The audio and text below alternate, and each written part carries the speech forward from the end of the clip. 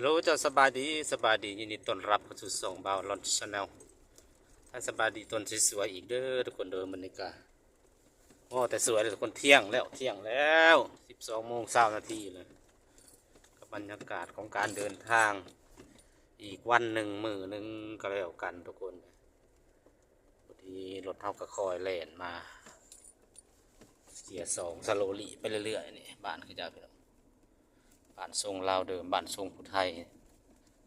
งามหมดคนมีเวลาลงไปถ่าย ตรงหน้าก็จะเป็นภูเขา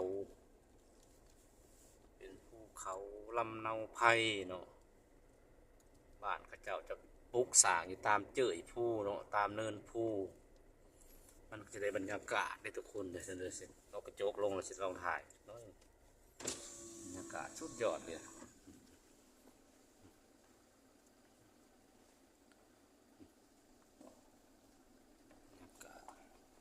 ทีมงานไอ้น้องเขายังไม่เห็นมาสุดยอดเลยทีมงานไอ้น้องมาเห็นตัวผูกงามแฮง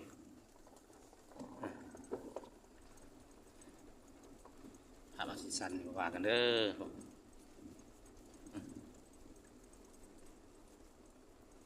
อากาศคน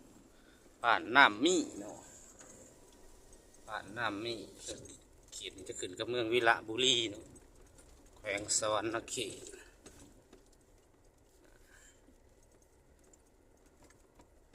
หนทางกันขุขะในจักน้อยหนทางก็ได้ทุกคนมีลุมมีบ่อคอยไปเฮ้ยบ้านห้วยแขก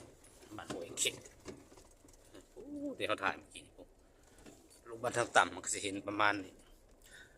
ก็เป็นเขตผู้ดอยเนาะก็บ่ถึงว่ากันดารทุกคนมีถนนเส้นผ่านเที่ยวได้ทั้งแรงทั้งฝนเนาะถนนไม้เลขที่นั่นยังก็11Aบอกนี่ยังสักอย่างนี่แหละเป็นถนนจากวิระบุรีบ้านนาบ่อเมืองสิโปนเอา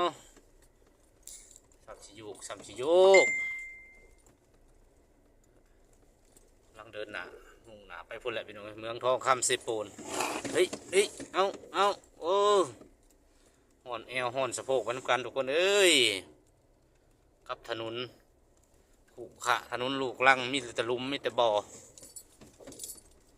สีสร้างสีซ้ายมันแหละกับบ่อสร้างบนให้อีกแล้วแหละ